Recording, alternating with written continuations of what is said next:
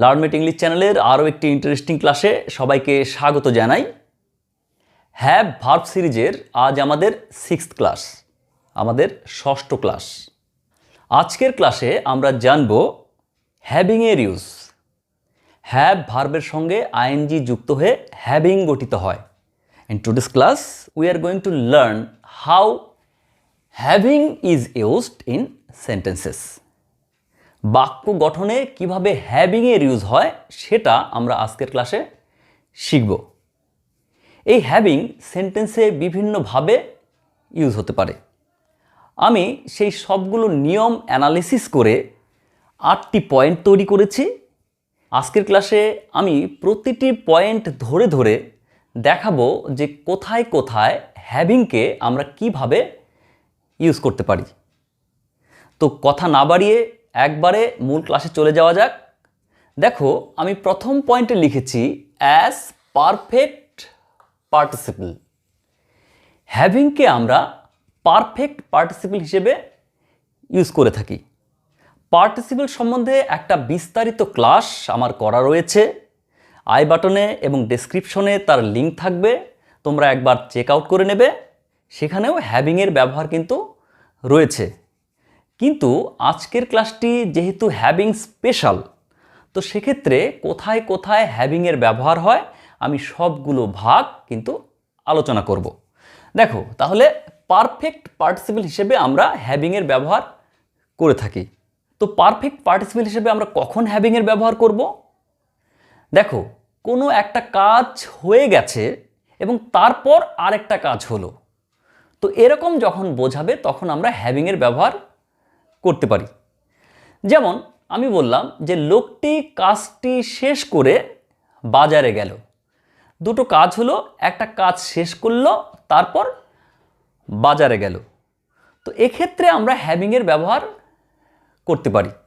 আমরা বলতে পারি having finished the work the man went to market. কাজটি শেষ করে লোকটি বাজারে গেল।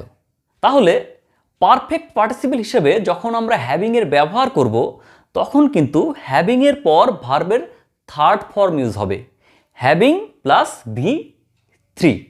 আরও একটি এক্সাম্পল দেখছি।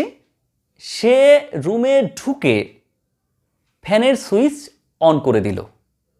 তাহলে having entered the room he switched on the fan. ফ্যানের সুইচ অন করে দিল। দেখো, এই সেন্টেন্সটা মানে হচ্ছে সে রুমে ঢোকার পর ফ্যানের সুইচটি অন করলো। এই সেন্টেন্সটিকে আমরা এভাবেও কিন্তু বলতে পারতাম যে after he had entered the room he switched on the fan. এভাবে কিন্তু বলতে পারতাম। কিন্তু যদি আমরা হ্যাভিংয়ের ইউজ করতে চাই তখন আমরা বলবো having entered the room he switched on the fan. তাহলে দেখো, আমরা যখন বাংলা ইউজ করছি কথাগুলো কিভাবে বলছি, যে লোকটি কাজটি শেষ করে বাজারে গেল। সে রুমের ভিতর ঢুকে ফ্যানের সুইচ অন করলো। অর্থাৎ একটি কাজ করার পর আরেকটি কাজ করলো। আমরা এভাবেও কিন্তু সেন্টেন্সটিকে বলতে পারি যে সে কাজটি শেষ করার পর বাজারে গেল লোকটি, সে রুমে ঢোকার পর ফ্যানের সুইচ অন করলো। অর্থাৎ একটা কাজ করার পর আরেকটি কাজ করলো। তো সেক্ষেত্রে আমরা হ্যাভিংয়ের ব্যবহার করতে পারি। আরেকটা এক্সাম্পল বলছি যে having had the job he became very happy. জবটি পাওয়ার পর, জবটি পেয়ে সে খুব খুশি হলো। হ্যাভিং হ্যাড বললাম, হ্যাভিং এরপর হ্যাড ব্যবহার করলাম। এখানে হ্যাড কিন্তু মেন ভার্ব হিসেবে ইউজ হয়েছে, যার মানে হচ্ছে গট, গেটের থার্ড ফর্ম। তাহলে having had the job he was very happy বা হি বিকেম ভেরি হ্যাপি। তাহলে আমরা সেন্টেন্সে হ্যাভিংকে পারফেক্ট পার্টিসিপল হিসেবে কিন্তু ব্যবহার করতে পারি। কোনো কাজটি করার পর আরেকটি কাজ করলো, মানে কোনো একটি কাজ করে আরেকটি কাজ করলো, তো সেক্ষেত্রে আমরা হ্যাভিংয়ের ব্যবহার করতে পারি। এবার দ্বিতীয় কনসেপ্টটি দেখো, দ্বিতীয় পয়েন্টটি দেখো, as main verb. Main verb হিসেবে আমরা হ্যাভিংয়ের ব্যবহার করতে পারি। মেইন ভার্ব হিসেবে কীভাবে ব্যবহার করব? আমি আমার হ্যাভ হ্যাড, হ্যাজ হ্যাড এবং হ্যাড হ্যাডের যে ক্লাসটি করিয়েছি সেখানে হ্যাভ ভার্ব কীভাবে মেইন ভার্ব হিসেবে ব্যবহৃত হয় সেই সম্বন্ধে কিন্তু বিস্তারিত আলোচনা করেছি। আমরা দেখেছি ড্রিঙ্ক, ইট, গেট, এনজয় এই ওয়ার্ডগুলোর পরিবর্তে আমরা হ্যাভ ব্যবহার করতে পারি। এবার যদি বলি যে I am having my dinner, অর্থাৎ I am eating my dinner, ইটের বদলে আমরা হ্যাভ ইউজ করলাম। I am having my dinner. He is having a cup of tea, সে এক কাপ চা পান করছে। He is having a cup of tea, এখানে হ্যাভিং মানে হচ্ছে drinking. We are having very good time, we are enjoying very good time, we are having very good time. He is having job after job, সে চাকরির পর চাকরি পাচ্ছে। He is getting job after job, এখানে গেটের বদলে have use হলো। He is getting, he is having job after job. Having অর্থাৎ গেটিং, সে চাকরির পর চাকরি পাচ্ছে। তাহলে আমরা হ্যাভিংকে কিন্তু মেইন ভার্ব হিসেবে ইউজ করলাম। এবার থার্ড পয়েন্টে দেখো, থার্ড পয়েন্টে বলেছে হ্যাভিং টু। হ্যাভিং টু আমরা কখন ব্যবহার করি? আগের ক্লাসে আমি কিন্তু এটা নিয়ে আলোচনা করেছি। হ্যাভিং টু কোনো কাজ করতে হচ্ছে বা করতে হচ্ছিল, বাধ্যবাধকতা থাকবে, একটা অব্লিগেশন থাকবে, সেটার তোমার হয়তো ইচ্ছা নাও থাকতে পারে, কিন্তু তোমাকে করতে হচ্ছে বা তোমাকে করতে হচ্ছিল, তখন আমরা হ্যাভিং টু এর ইউজ করব। যেমন I am having to wash my clothes, আমাকে আমার জামা কাপড় ধুতে হচ্ছে। I am having to wash my clothes. She is having to exercise everyday, তাকে প্রতিদিন এক্সারসাইজ করতে হচ্ছে, হয়তো তার ইচ্ছা নাও থাকতে পারে কিন্তু তাকে করতে হচ্ছে। He is having to exercise everyday, তাকে প্রতিদিন এক্সারসাইজ করতে হচ্ছে। She was having to cook in her uncle's house, তার আঙ্কেলের বাড়িতে তাকে রান্না করতে হচ্ছিল। She was having to cook in her uncle's house. এবার এই হ্যাভিং টু এর আগে আমরা কিন্তু দেখো বি ভার্ব ইউজ করছি, ইজ, অ্যাম, আর অথবা ওয়াজ, ওয়ার। আগের ক্লাসে এই সম্বন্ধে আমি কিন্তু বিস্তারিত আলোচনা করেছি, তোমরা একবার চেক আউট করে নেবে। এবার পরের পয়েন্টে যাচ্ছি, দেখো having said that. Having said that, having said that আমরা কখন ব্যবহার করি? হ্যাভিং সেইড দ্যাট আমরা ব্যবহার করি তা সত্ত্বেও বোঝাতে। যেমন ধরো সে অসুস্থ ছিল, তা সত্ত্বেও তাকে মিটিংটি অ্যাটেন্ড করতে হয়েছিল। He was ill, having said that he had to attend the meeting. He was ill, having said that he had to attend the meeting. সে অসুস্থ ছিল, তা সত্ত্বেও তাকে মিটিংটি অ্যাটেন্ড করতে হয়েছিল। আরও একটি এক্সাম্পল দেখছি, I don't like him, having said that I have to go with him. I don't like him, আমি তাকে পছন্দ করি না। হ্যাভিং সেইড দ্যাট, তা সত্ত্বেও I have to go with him, আমাকে তার সঙ্গে যেতে হচ্ছে।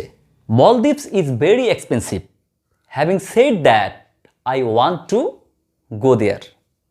মালদ্বীপ খুব ব্যয়বহুল, তা সত্ত্বেও আমি সেখানে যেতে চাই। Maldives is very expensive, having said that I want to go there. তাহলে হ্যাভিং সেইড দ্যাট তা সত্ত্বেও বোঝাতে আমরা ব্যবহার করে থাকি। এবার next point, to have converted into having. To হ্যাভকে হ্যাভিংয়ে পরিবর্তন করে। সাধারণত সেই জায়গাগুলোতে টু হ্যাভ হয়, কিন্তু আমরা টু হ্যাভের বদলে হ্যাভিং ব্যবহার করে সেন্টেন্সটি বলতে পারি।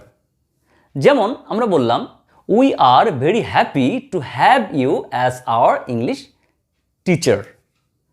আমরা আপনাকে আমাদের ইংরেজি শিক্ষক হিসেবে পেয়ে আমরা খুব খুশি।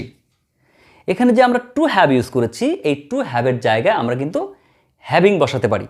আমরা বলতে পারি, we are very happy having you as our English teacher. We are very happy having you as our English teacher. আপনাকে আমাদের ইংরেজি শিক্ষক হিসেবে পেয়ে আমরা খুব সুখী বা আমরা খুব খুশি। আরেকটা এক্সাম্পল দেখছি, I am very lucky to have you as my mentor. I am very lucky to have you. তাহলে এই টু হ্যাভের জায়গায় আমরা হ্যাভিং বসাতে পারি।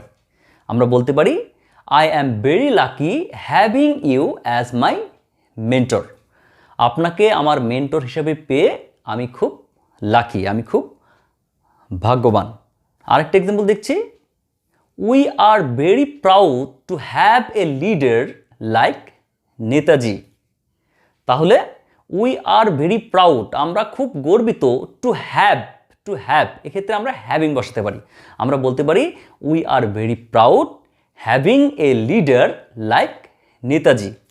নেতাজির মতো একজন লিডার পেয়ে আমরা খুব গর্বিত। নেতাজি বলতে এখানে নেতাজি সুভাষচন্দ্র বোসের কথাই কিন্তু বলা হচ্ছে। We are very proud having a leader like Netaji. তাহলে আমরা টু হ্যাভ, যে ক্ষেত্রে টু হ্যাভ ইউজ হতে পারে সেক্ষেত্রে আমরা হ্যাভিং ব্যবহার করে সেন্টেন্সটিকে কিন্তু বলতে পারি। পরের পয়েন্টটি দেখো, হ্যাভ কনভার্টেড ইনটু হ্যাভিং। যে ক্ষেত্রে হ্যাভ ব্যবহৃত হয় সেক্ষেত্রে আমরা হ্যাভিং ব্যবহার করতে পারি। হ্যাভ ব্যবহৃত হয় বলতে, হ্যাভ অর্থাৎ আমার কোনো কিছু আছে এই অর্থে। যেমন আমি বললাম যে আই হ্যাভ এ কার, আমার একটি গাড়ি আছে, তো সেক্ষেত্রে আমি বলতে পারি আই অ্যাম হ্যাভিং এ কার, অর্থাৎ আমার একটি গাড়ি আছে। ইউ হ্যাভ এ স্মার্টফোন, তো এই সেন্টেন্সটিকে আমরা বলতে পারি you are having a smartphone, তোমার একটি স্মার্টফোন আছে।